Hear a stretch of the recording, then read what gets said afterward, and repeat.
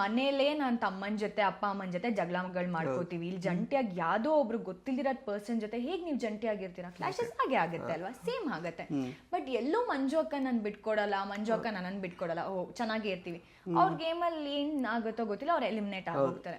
ಅದಾದ್ಮೇಲೆ ಸೂರಜ್ ಬರ್ತಾರೆ. ಸೂರಜ್ ಜೊತೆ ನಾನು ಕಂಫರ್ಟಬಲ್ ಆಗ್ತೀನಿ, ಮಾತಾಡ್ತೀನಿ ಅಂದಿದ ತಕ್ಷಣನೇ ಎಲ್ಲೋ ನನ್ನ ಆಟ ಬಿಟ್ಕೊಟ್ಟೆ ಅಂತನೂ ಅಲ್ಲ. ಮನೆಯವ್ರ ಜೊತೆ ನಾವು ಮಾತಾಡಕ್ ಟ್ರೈ ಮಾಡ್ತಿದ್ವಿ, ಇಬ್ರು ಕೂಡ ಟ್ರೈ ಮಾಡ್ತಿದ್ದಾಗ ಅವ್ರ ಕಡೆಯಿಂದ ಬರ್ತಿದ್ದ ರಿಪ್ಲೈಸ್ ನಮಗೆ ಇಷ್ಟ ಆಗ್ತಿರ್ಲಿಲ್ಲ. ದಟ್ ಓಕೆ ನೀವಿಬ್ರು ಏನೋ ಜಗಳ ಮಾಡ್ಕೊಂಡ್ರು, ಅದಕ್ಕೆ ಇಲ್ಲಿ ಬಂದು ಕೂತ್ಕೊಡ್ತಿದ್ದೀರಾ ಅನ್ಕೊಂಡು. ಈಗ ಅವನಿಗೆ ಒಂದ್ಸಲಿ ಕಿಚನ್ ಡಿಪಾರ್ಟ್ಮೆಂಟ್ ಇರ್ತಿತ್ತು, ನನಗೆ ಬಾತ್ರೂಮ್ ಕ್ಲೀನಿಂಗ್ ಏನೋ ಇತ್ತು, ಇನ್ನೊಂದೇನೋ ಇರ್ತಿತ್ತು. ಅವ್ನ್ ಕಿಚನ್ ಡಿಪಾರ್ಟ್ಮೆಂಟ್ ಮುಗಿಸ್ಕೊಂಡು ಬೇರೆಯವ್ರ ಹತ್ರ ಕುತ್ಕೊಂಡು ಮಾತಾಡಕ್ ಹೋದಾಗ, ಓ ರಾಶಿಕನ್ ಜೊತೆ ಮಾತಾಡೋದ್ ಬಿಟ್ಟಿದ್ಯಾ, ಅದಕ್ಕೆ ಇಲ್ಲಿ ಬಂದಿದ್ಯಾ ಅಂತ ಕೇಳ್ತಾ ಇದ್ರು. ಇಲ್ಲ ಅವ್ರು ಬಿಸಿ ಇದ್ದಾಳೆ ಅನ್ಕೊಂಡು ನೀವ್ ಇಲ್ಲಿ ಕೂತ್ಕೊಂಡಿದ್ಯಾ ಮಾತಾಡಕ್ಕೆ ಅನ್ಕೊಂಡು ಈ ತರ ಮಾತುಗಳು ಸೂರಜ್ ಕೇಳಿದಾನೆ. ನಾನು ಈ ಮಾತುಗಳನ್ನೆಲ್ಲ ಕೇಳಿದೀನಿ. ಕೂತಿದ ತಕ್ಷಣ ಯಾಕಪ್ಪ ಇಲ್ಲಿ ಬಂದ್ಬಿಟ್ಟಿದ್ಯಾ, ಯಾಕೆ ಅಲ್ಲಿ ಹೋಗಲ್ವಾ? ಟಾನ್ಸ್ ಎಷ್ಟು ಅಂತ ಕೇಳಕ್ಕಾಗತ್ತೆ ನೀವು ಮನೇಲಿ?